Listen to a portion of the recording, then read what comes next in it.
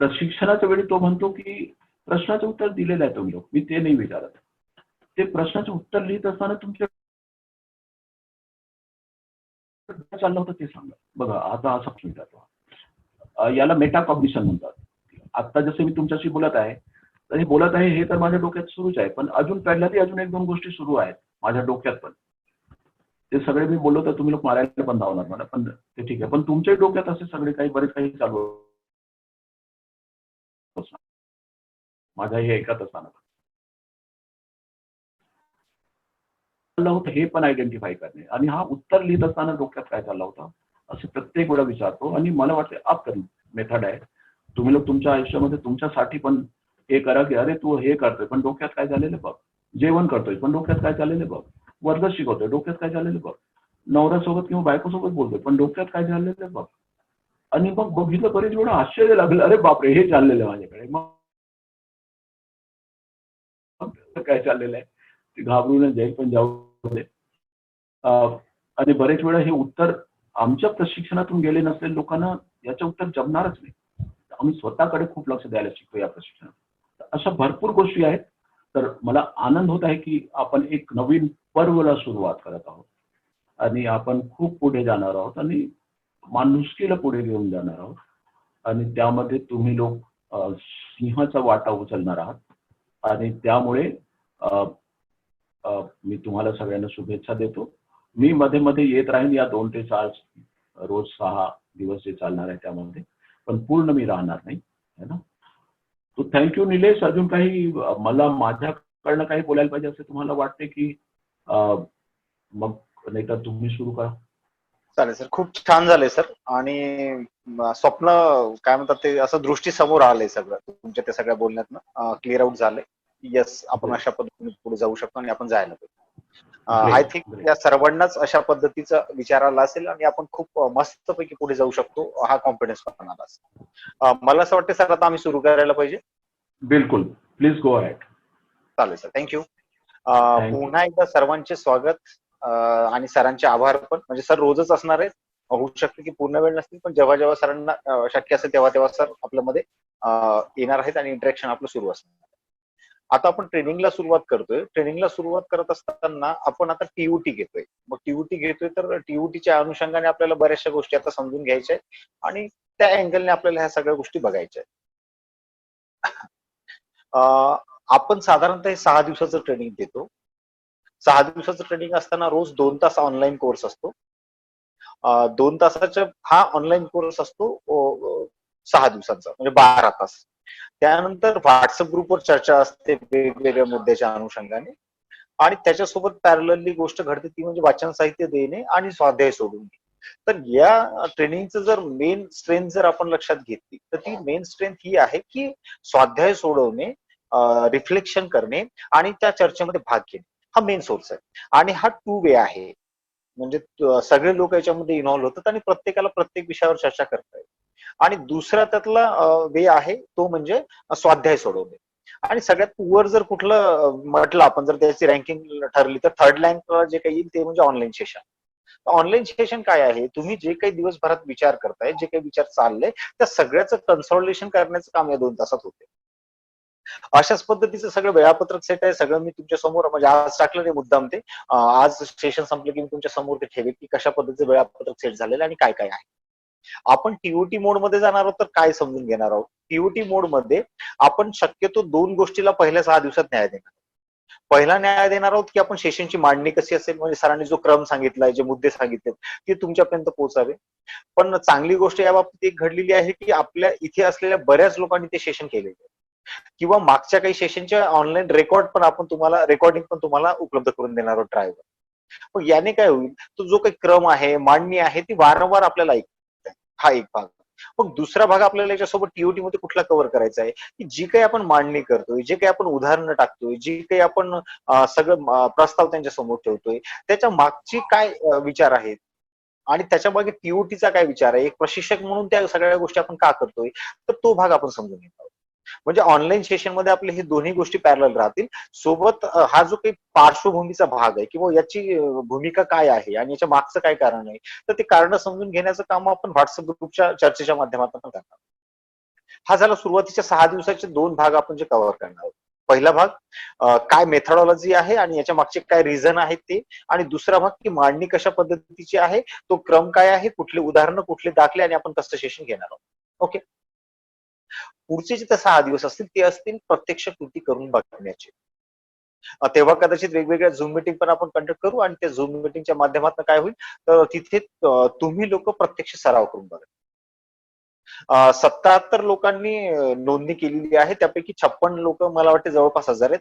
4-5 लोकांनी ग्रुपवर कळलं की त्यांना आज अडचण येते सेशन. रिक्वेस्ट हीच असेल की हे 6ही दिवस आपण अटेंड करू, 12ही दिवस आपण हा कोर्स पूर्ण करू. त्यानंतर आपल्याला सुलभक म्हणून हिमतीने उभं राहता येईल.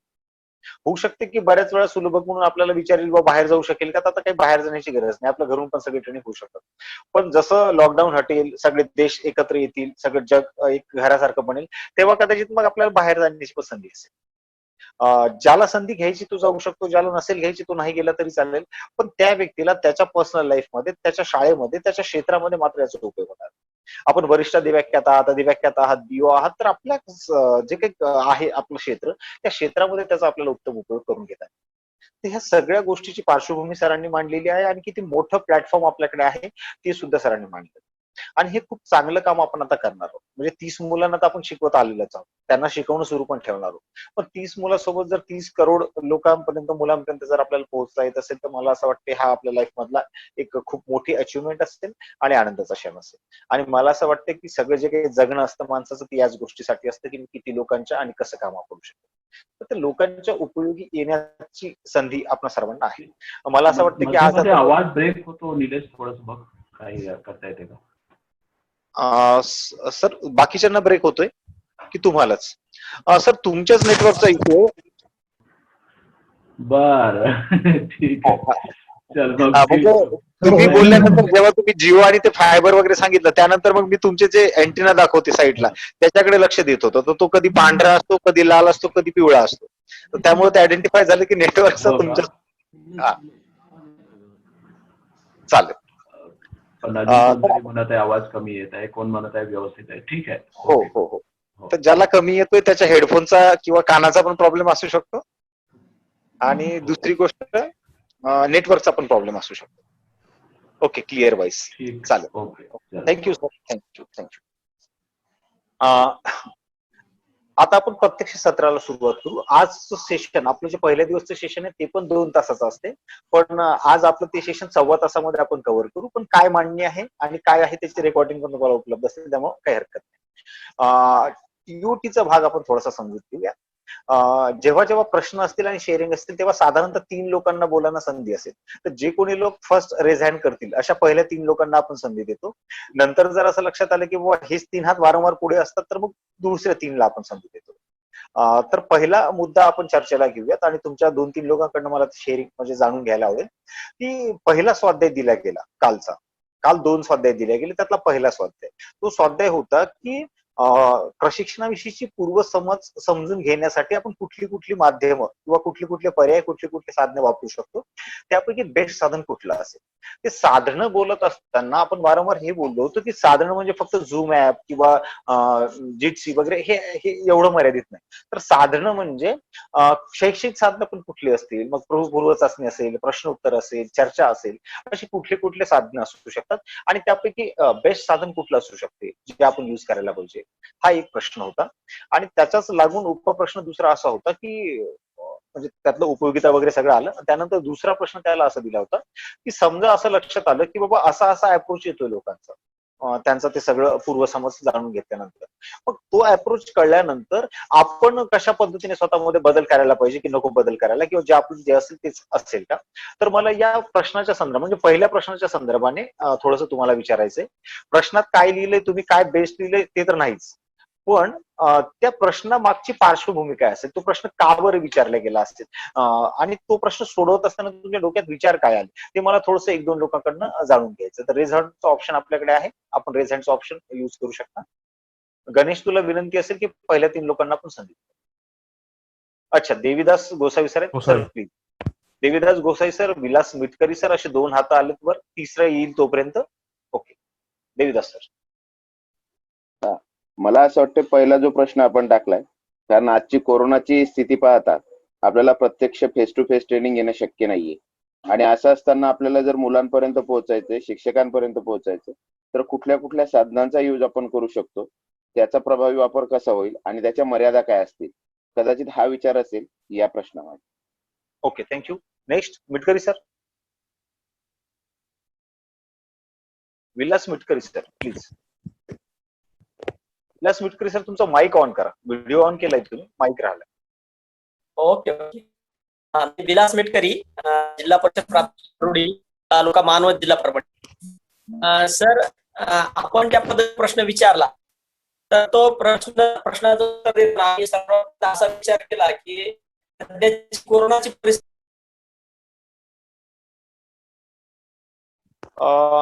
सर ड्रॉप झाले, बहुतेक नेटवर्कचा इश्यू आहे त्यांचा. D N Nanure sir please. हा, नमस्कार सर. प्रश्न असा छान होता की यामध्ये आपणा सर्वांना सोबत घेऊन हे ट्रेनिंग आपल्याला पूर्ण करायचं आहे. तर त्या दृष्टीने प्रत्येकाचे विचार की कोणकोणती साधने असावीत आणि ती साधने आपल्याला एकत्रित करून ट्रेनिंग प्रभावीपणे कशा पद्धतीने राबवता येईल यासाठी मला असं वाटतं की जसं की ऑनलाईनचे साधनं न वापरता चर्चा असेल किंवा प्रश्नावली असेल किंवा इतर गोष्टी, जेणेकरून प्रत्येकाच्या विचारातून आपल्याला प्रत्येकाचे मुद्दे घेऊन आपल्याला हे ट्रेनिंग पूर्ण करायचे. त्या दृष्टीने मला असं वाटतं तो प्रश्न फायदेशीर किंवा योग्य होत असं वाटतं. चला, थँक्यू. चला, 3 लोकांचं झालंय, बाकी लोकांना नेक्स्ट क्वेश्चनला संधी मिळेल. हा प्रश्न का होता आणि का बरं विचारला गेला असेल? आपली टीओटी झाली सध्या. हा प्रश्न सेम जेव्हा तुम्ही बॅच घ्याल प्रशिक्षक म्हणून तेव्हा नसेल. हा प्रश्न टीओटी साठीचा. टीओटी साठीचा प्रश्न काय आहे, का आहे? तर याचं सरळ उत्तर असंच आहे की मी जेव्हा एखादं ऑनलाईन ट्रेनिंग घेतोय किंवा ऑफलाईन ट्रेनिंग घेतोय, फेस टू फेस ट्रेनिंग घेतोय, तेव्हा एक फॉर्मॅलिटी किंवा एक महत्वाची गोष्ट त्यामध्ये असते, ती म्हणजे आपण जे काही प्रशिक्षणार्थी आहेत त्या प्रशिक्षणार्थ्यांची जे काही प्रशिक्षण आपण घेणार आहोत त्याच्या बाबतीत पूर्वसमज काय ते आपण जाणून घेत असतो. पण पूर्वसमज जाणून घेण्याचं काय इंटेन्शन असतं? तर त्याचं मेन इंटेन्शन हेच असतं की त्याच्या समजेच्या आधारावर मी कुठली मांडणी करायची किंवा कुठल्या गोष्टी कशा मांडायच्या ते आपण ठरवलं पाहिजे. मग प्रश्न असा निर्माण होतो की बाबा मी आता एखादी ऑनलाईन टेस्ट घेतली किंवा मग पूर्वचाचणी घेतली किंवा चर्चा केली, जे काय असेल ते, आणि त्यातनं मला असं कळलं की यांचे असे असे व्ह्यू आहेत. मग ते सगळे व्ह्यूज माझ्या उपयोगाचे होतात आणि ते मला वापरता आले पाहिजे, उपयोगात आणता आले पाहिजे जेव्हा मी प्रत्यक्ष कार्यशाळा सुरू करेन. या प्रश्नाचं नीटचं उत्तर मी थोडंसं पुढच्या प्रश्नामध्ये देईल, म्हणजे आपण प्रॅक्टिकल करून बघू आणि त्यानंतर मग त्या गोष्टीवर आपल्याला अधिक चांगलं बोलता येईल. तर आता मी दुसऱ्या प्रश्नाकडे जातोय, तो म्हणजे स्वाध्याय क्रमांक 2. स्वाध्याय क्रमांक 2 हा होता की तुमची आदर्श शाळा, तुम्हाला काय तुमच्या दृष्टिकोनातून आदर्श शाळा कशी असेल आणि तिथली शिक्षण प्रक्रिया कशी असेल. खूप लोकांनी उत्तम लिहिलंय आणि त्याचा फायदा आपल्याला असा होणार आहे की त्या सगळ्यांचं मिळून एक डॉक्युमेंट तयार होणार. मग आदर्श शाळेविषयी तुमच्या सगळ्यांनी मिळून काय विचार केला, त्यातल्या रिपिटेशन गोष्टी काढून आपलं एक डॉक्युमेंट तयार होतं. या आदर्श शाळेच्या बाबतीत मला तुम्हाला हे विचारायचं आहे, हा प्रश्न विचारायचा आहे. आता हा ट्रेनिंगचा भाग आहे. पहिला प्रश्न टीओटीचा भाग होता, हा आता ट्रेनिंगचा भाग आहे. या बाबतीत मला तुम्हाला विचारायचं आहे की तुम्ही तुमच्या आदर्श शाळेचं चित्र लिहिलं, बरोबर, की तुमच्या दृष्टिकोनातून आदर्श शाळा कशी असेल आणि तिथली शिक्षण प्रक्रिया कशी असेल. आता मला तुमच्या 2-3 लोकांकडनं हे समजून घ्यायचंय की हे जे काही तुम्ही आदर्श शाळा लिहित होते किंवा आदर्श शाळा तुम्ही लिहिली, तर हे जे तुम्ही लिहिलं, जे तुम्ही विचार व्यक्त केले, त्या विचाराचं ओरिजिन काय आहे ते मला तुमच्याकडनं समजून घ्यायचं. मी प्रश्न थोडा परत रिपीट करतो. ओरिजिन म्हणजे काय? XYZ मी विचार करतोय आता सध्या, तर तो विचार मी कशाच्या आधारावर करतोय?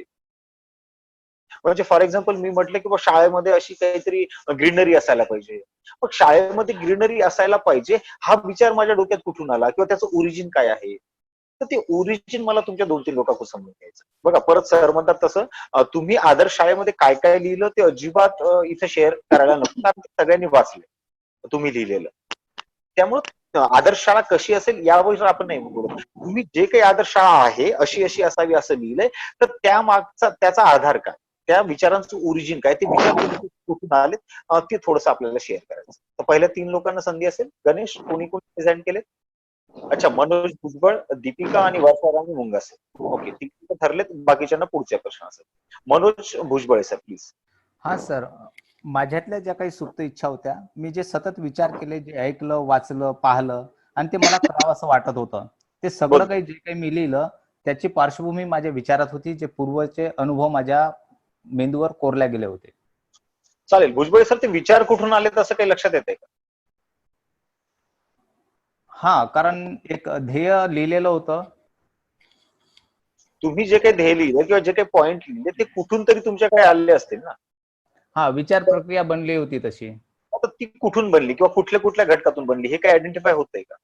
हा, डीएडच्या शैक्षणिक जीवनापासूनच ते विचार सतत बाणत गेले, त्याची साखळी तयार होत गेली.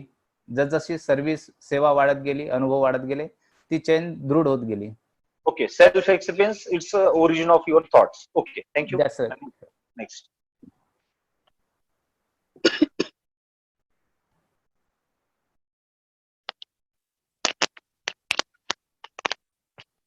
Deepika ma'am, please. सर, सर्वात प्रथम तर वाबळेवाडी विषयी जेव्हा ऐकलं आणि वाबळेवाडी तिथनं विचार प्रक्रियेला जास्त गती मिळाली की आदर्श शाळा असावी, तर जो काही विचार येत होता तो फक्त वाबळेवाडी डोळ्यासमोर येत होती. म्हणून शेवटी लिहिताना हे पण लिहिलं की इतर वर्णन न करता वाबळेवाडी सारखी असावी. थँक्यू. तर तुमच्या विचाराचं ओरिजिन ही बाबळेवाडी शाळा आहे आणि म्हणून तुम्हाला असं वाटतं की आदर्श शाळा अशी असायला पाहिजे. अच्छा, Varsha Rani ma'am, please. Hello sir, good afternoon. नमस्ते मॅम, गुड आफ्टरनून. हा सर, माझं गाव वाडा, तालुका राजगुरुनगर, जिल्हा पुणे. तर माझ्या गावाशेजारी एक शाळा आहे रामकृष्ण मिशनची, सह्याद्री स्कूल म्हणून. तुम्ही ऐकून असाल, ती इंटरनॅशनल स्कूल आहे. Once I visited that school. तर मी तिथे गेल्यानंतर जे चित्र पाहिलं की स्वतः मुलं म्हणजे 5वी ते 8वीचे वर्ग तिथे चालतात आणि मुलांना स्वावलंबी कसं बनवलं जातं, परत त्यांची आवड रुची कशामध्ये आहे, त्यांचा कल कोणत्या दृष्टीकडे आहे. तर असे सॅटर्डे संडे त्यांच्याकडे तसे क्लासेस भरवले जातात. एक मेला भरवला जातो, त्यामध्ये मुलांना स्वतःच्या सुप्त गुणांना वाव दिला जातो. म्हणजे अगदी पार टोपल्या वगैरे झाडू असं पार प्राथमिक शिक्षण की स्वतः तो स्वतःचा रोजगार संधी सुद्धा उपलब्ध करू शकतो.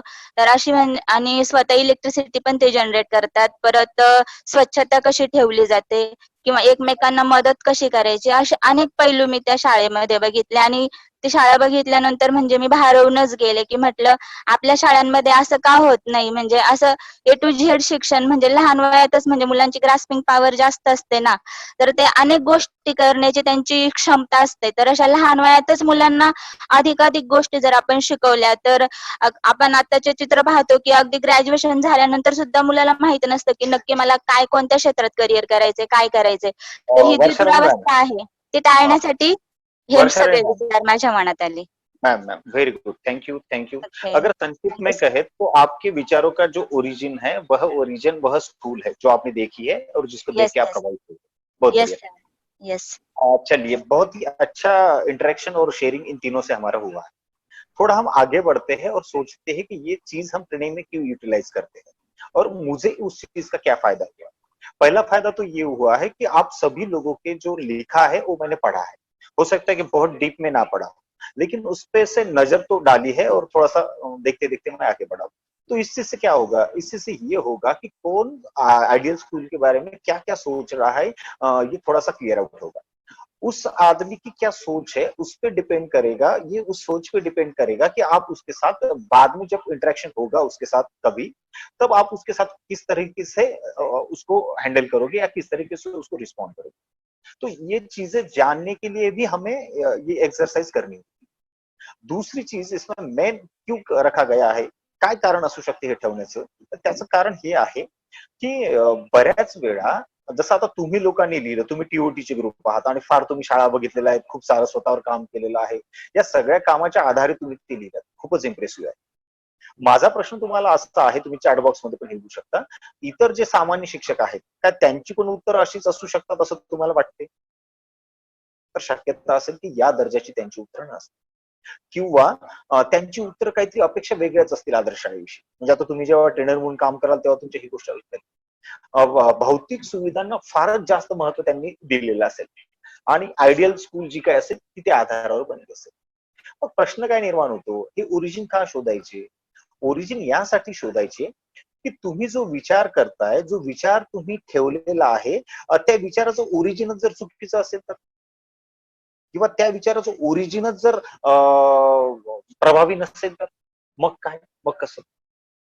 म्हणजे फॉर एक्झाम्पल तुम्ही ठरवून ठेवले डोक्यामध्ये की आदर्श शाळा अशी अशी असावी, आणि ती आदर्श शाळा अशी अशी असावी असं तुम्हाला का वाटते? तर एक तर तुम्ही स्वतः काही अनुभवलंय, डीएड केलंय, बीएड केलंय, वेगवेगळे अनुभव घेतले, वेगवेगळ्या शाळा बघितल्या, ते तुमची ओरिजिन आहे. त्या आधारे तुमचा हा विचार बनलाय. होऊ शकते काही लोकांच्या बाबतीत त्यांनी गिजूभाऊ बधेका वाचलं असेल, काही लोकांनी लीला पाटील अभ्यासला असतील, काही लोकांनी होऊ शकतं की तो चान वाचला असेल, चिपर बाय द डझन वाचला असेल, आणि हे सगळं शैक्षणिक वाचून समजून मग त्यांचं काहीतरी मत बनलं असेल. काही लोकांनी वेगवेगळ्या शाळा बघितल्या असतील, काही लोकांनी प्रॅक्टिकली इम्प्लिमेंट काही गोष्टी केल्या असतील.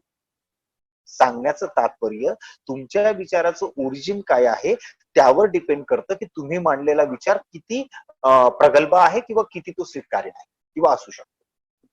पण बऱ्याच लोकांच्या बाबतीत काय असतं की बऱ्याच लोकांच्या बाबतीत विचाराचं ओरिजिन स्ट्रॉंग नसतं. फार डळमळीत विचारावर त्यांची ती आयडिओलॉजी तयार झालेली असते आणि मग ती आयडिओलॉजी पूर्ण एज्युकेशन सिस्टीमला त्रासदायक असते. मी इथे तुमच्या समोर हे सगळं विषय याच्यासाठी करतोय की ज्या ट्रेनिंग किंवा जी कन्सेप्ट आम्ही मांडणार आहोत त्याची आयडिओलॉजी आम्हाला कळली पाहिजे आणि त्याचं ओरिजिन पण कळलं पाहिजे. वाचलं की पटकन लक्षात येते की याच्या विचाराचं ओरिजिन काय आहे. ते ओरिजिन आपण शोधलं पाहिजे. परत मी ही सगळी विनंती तुम्हाला पण सांगेन किंवा तुम्हाला पण विनंती करेन की इथून पुढे जे जे काही आपण टॉपिक बोलणार, ज्यावर काही आपलं मत मांडणार, तेव्हा ते फक्त मत मांडायचं नाही, तर त्या मताचं ओरिजिन काय ते पण शोधायचं. म्हणजे मी तुम्हाला एक उदाहरण देतो किंवा ओरिजिन का शोधायचं. फॉर एक्झाम्पल, मला असं लक्षात आलं की XYZ व्यक्ती आहे आणि तो व्यक्ती चुकीचा आहे असं मी त्याच्याविषयी मत बनवलं. आता XYZ व्यक्तीविषयी माझं मत झालं की हा व्यक्ती चुकीचा आहे, बरोबर. मग आता प्रश्न मी स्वतःला हा विचारायला पाहिजे की मी याला चुकीचं ठरवलंय, माझं मत असं याच्या बाबतीत तयार झालेलं आहे, पण जे काही मत तयार झालं त्या मत तयार होण्यामागच्या माझ्या विचारांचं ओरिजिन काय आहे, कशाच्या आधारे मी त्याला असं चुकीचं ठरवलंय, ते जो काही आधार आहे त्याचा आधार किती पक्का आहे, की चुकीच्या माहितीच्या आधारे मी त्याला चुकीचं ठरवलंय, बरोबर माहितीच्या आधारे मी त्याला चुकीचं ठरवलंय. किंवा होऊ शकते की मला ज्या माहितीचा सोर्स आलेला आहे, ज्याच्याकडनं माहिती आलेली आहे, तो सोर्सच कमकुवत असेल.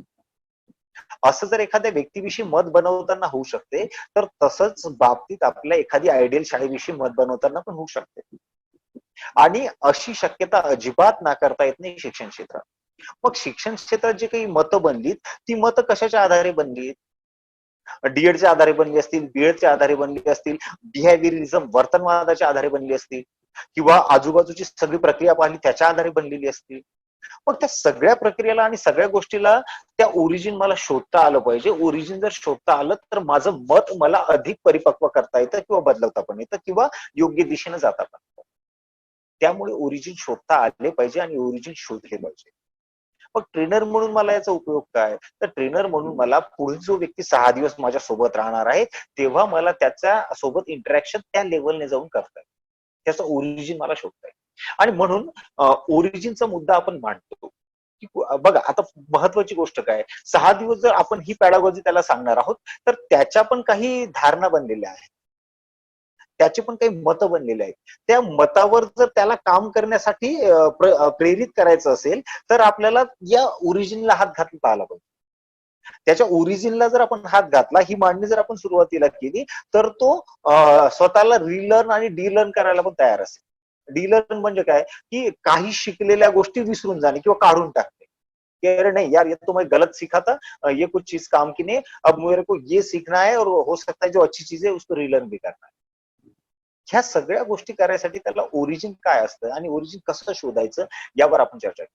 म्हणून आपला पहिला मुद्दा होता आदर्श शाळा काय आहे. तर आदर्श शाळेच्या माध्यमातून आपण काय शोधलं की त्याचं ओरिजिन काय आहे आणि तो आदर्श शाळेची कन्सेप्ट कशी करतोय, संकल्पना कशी तो पुढे घेऊन जातो. मी तुम्हाला आधीच सांगितलं की अशी मांडणीतल्या काही भाग आपण मांडणी करणार आहोत, काही भाग मी वेगळा मांडतोय, कारण मी तुम्हाला कारण सांगतोय की ही गोष्ट का मांडायची, ती गोष्ट आपण का मांडतोय, कारण आपण सगळेजण ट्रेनर म्हणून काम करतोय. जर क्लिअरिटी आली की मला का मांडायची तर मग कशी कशी मांडायची हे मी तयार करू शकतो. त्यासाठी कुठले कुठले उदाहरणं द्यायची हे पण मी तयार करू शकतो. मी तुम्हाला XYZ व्यक्तीचं उदाहरण दिलं, तुम्ही कदाचित ओरिजिन शोधत असताना किंवा समजावून सांगत असताना आणखी कुठलं उदाहरण देऊ शकता. हा आपला टीओटीचा भाग चाललाय. पण तुमच्या मनात येईल सर मग प्रत्यक्ष सेशन कसं असेल? डोंट वरी, तुम्हाला रेकॉर्डिंग मिळतील, भरपूर साऱ्या रेकॉर्डिंग, भरपूर सारे सेशन आपले झालेले आहेत. त्या रेकॉर्डिंग ऐकून आपल्याला सेशन प्रत्यक्षात कसं असेल ते समजायला, पण टीओटीचा भाग आपला थोडासा वेगळा असेल. आता दुसऱ्या मुद्द्याकडे आपण जातोय. तुम्ही लोक नोटबुक आणि पेन सोबत घेऊन बसले असताल असं अपेक्षित आहे. आणि डेफिनेटली जर आपण टीओटी करतोय आणि एवढ्या उच्च पातळीवरचे आपण सगळे लोक आहोत, तर नोटबुक आणि पेन आपण सोबत घेऊन बसलेलोच असत. ओके दीपा मॅम, छान. नोटबुक अपन घेऊन बसलेला आहोत. Okay good. Thank you Ramatkar sir, बहुत खुश हुआ आपको देख के, मतलब ग्रुप में भी जब आप शामिल हुए तब भी खुश हुआ, और जब आप इंटरेक्शन हो रहा है मैसेजिंग के थ्रू तभी खुश हुआ. Thank you all of you. अब हम नेक्स्ट टॉपिक पे जा रहे हैं. मध्ये मध्ये हिंदी चालेल ना? म्हणजे काय झालं, एवढ्या छत्तीसगडच्या खूपच जास्त बॅच झाल्या, त्यामुळं ते म्हणजे असं वाटतं की आपण त्याच्यात पण प्रॉपरली मांडू शकतो. नाही, बहुतेकांनी त्या लँग्वेज मध्ये तयार होणं पण गरजेचं आहे ना. ओके, हाँ हाँ, यस सर, डेफिनेटली ये चीज भी जरूरी है कि हो सकता है कि आप कल, मतलब आपका ट्रेनिंग पूरा हो जाए और 15 दिन के बाद आपको झारखंड की बैच करनी पड़े. No problem. Okay okay, thank you. Next नहीं टॉपिक पे सर, हम बात महाराष्ट्र में भी बैच लेना है तो हिंदी बहुत जरूरी है, क्योंकि बहुत सारे लोग अपन एक बैच ली ना, तो हिंदी में लेनी पड़ी ना. Thank you sir. चलिए हम नेक्स्ट टॉपिक की ओर जाते हैं. पुढच्या मुद्द्याकडे आपण जाऊ. पुढचा मुद्दा मी तुमच्या समोर ठेवतोय. तुम्हाला 1 मिनिटाचा मी वेळ देतोय. 1 मिनिटामध्ये तुम्हाला काम काय करायचंय? काम हे करायचंय की इमॅजिन करा. आता बघा, आयडियल स्कूल आता बाजूला ठेवा, तो मुद्दा आपल्यासाठी संपला. ट्रेनरसाठी तो कायम असेल. ट्रेनरसाठी कायम असेल की यांचे विचार काय होते त्या अनुषंगाने. पण आता या ट्रेनिंगच्या सेशन मध्ये तो मुद्दा संपलाय. आता आपण दुसऱ्या मुद्द्याकडे जातो. दुसरा मुद्दा आपला हा आहे की आंतरराष्ट्रीय शाळा. आंतरराष्ट्रीय शाळा म्हटलं की तुमच्या डोक्यात काय काय विचार येतात, तुमच्या डोळ्यासमोर काय काय येतं, त्याची तुम्ही यादी करायची. ती यादी तुम्ही लिहू पण शकता आणि ती यादी तुम्ही चॅट बॉक्स मध्ये टाईप पण करू शकता. म्हणजे काही लोकांची मला ती वाचता पण येईल. 1 मिनिटाचा मी पॉज घेतोय. काय करायचं 1 मिनिटामध्ये? इंटरनॅशनल स्कूल वाबळेवाडी नाही, कारण वाबळेवाडी तुम्ही आत्ताच बघितली इंटरनॅशनल स्कूल, आणि आता ती नाव तर काढले पण इंटरनॅशनल स्कूल. त्यामुळं रिक्वेस्ट असेल की काय करायचं, आंतरराष्ट्रीय स्कूल म्हणजे ज्या तुम्ही शाळा बघितल्यात आंतरराष्ट्रीय, जिल्ह्याच्या ठिकाणी असतात, तालुक्याच्या ठिकाणी असतात, तर ती इंटरनॅशनल स्कूल म्हटलं की तुमच्या डोळ्यासमोर काय येते त्याची यादी करायची. मी 1 मिनिटाचा पॉज घेतो.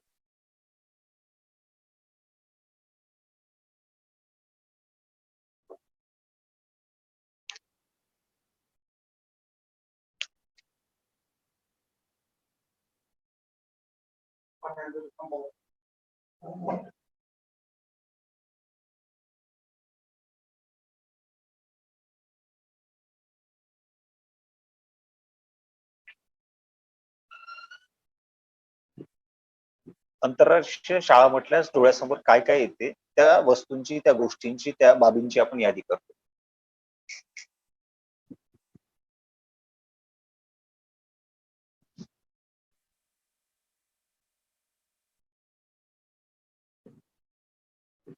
Very good. Okay okay, very good, बहुत ही बढ़िया.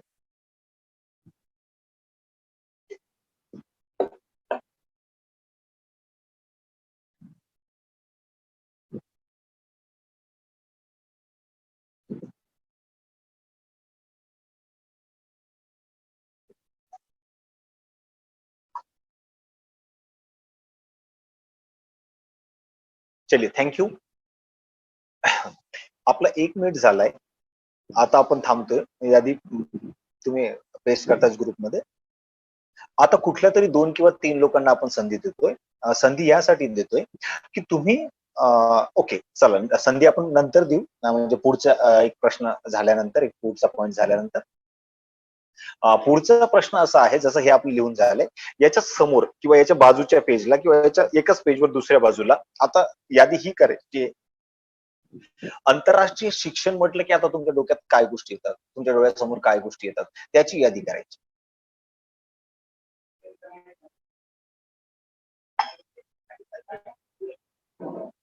आंतरराष्ट्रीय शिक्षण म्हटलं की तुमच्या डोळ्यासमोर काय येतं त्याची आपण यादी करतोय.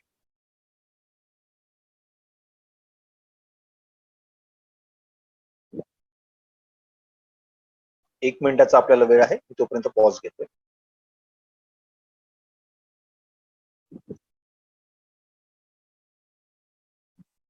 बहुत बढ़िया. Good.